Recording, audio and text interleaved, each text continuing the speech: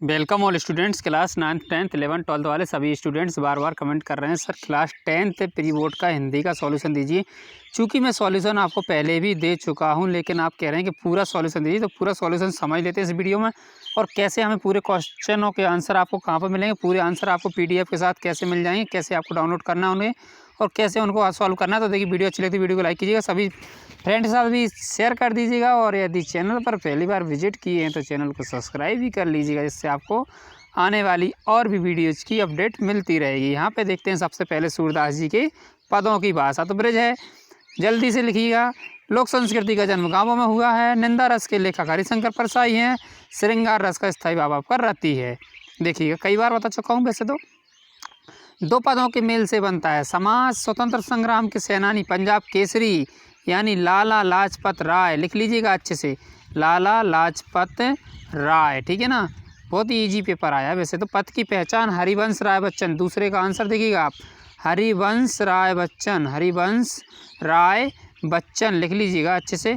सुश्रुत के चिकित्सा ग्रंथ का नाम था आपका, सुश्रुत इतना लिखना ही है आपको। उसके बाद लिखना है आपको संहिता, यानी सुश्रुत संहिता आपको लिखना है।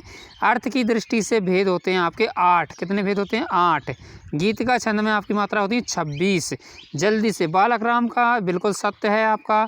राजा अवध के राजा दशरथ के पुत्र थे, राम तीरथ जापान गए थे, बिल्कुल सही है। ये आपका असत्य हो जाएगा तीसरा। चौथा आपका असत्य हो जाएगा और पांचवा भी आपका असत्य हो जाएगा। इसके बाद देखते हैं नेक्स्ट, मातृभूमि का मान यानी कृष्ण, हरिकृष्ण प्रेमी, बेटियां, पावन हजार आसमी, चिरसजग, महादेवी वर्मा, महाकाव्य आपका संपूर्ण जीवन का और नाटक में अनेक अंक। इसके बाद नेक्स्ट है, कोयल को किस गुण के कारण उसकी तो मीठी बोली, क्या लिखोगे आप? मीठी बोली। छंद के प्रकार 2 हैं, 2 लिखना है आपको। मात्रिक छंद लिखना है और वर्णिक छंद लिखना है, मात्रिक छंद और वर्णिक छंद, ठीक है ना। इसके बाद नेक्स्ट देते हैं, भगिनी निवेदिता का मूल नाम क्या था? मार्गरेट था, बार बार बता दिया आपके लिए। जगन्नाथ में संधि पूछी है, जगत प्लस नाथ होगी, जगत प्लस नाथ। संधि का नाम पूछा है तो व्यंजन संधि हो जाएगी इसमें, ठीक है ना।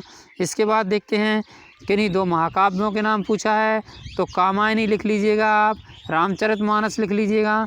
इनके आंसर आप लिख सकते हैं, जैसे कि रामचरित मानस और कामायनी,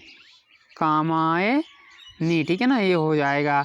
इसके बाद अगला है हमारा जगन्नाथ हो गया, ये हो गया आपका।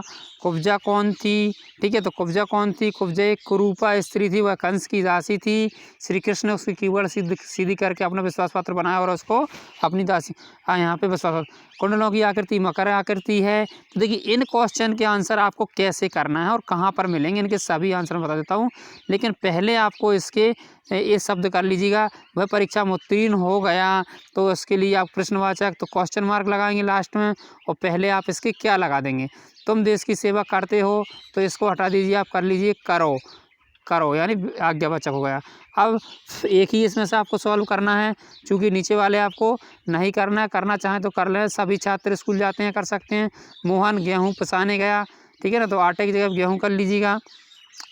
यहाँ पे आपको संधि या समास में से एक कुछ करना है, समास कर लीजिएगा। भाई और लगा दीजिए, बहन द्वंद्व समास।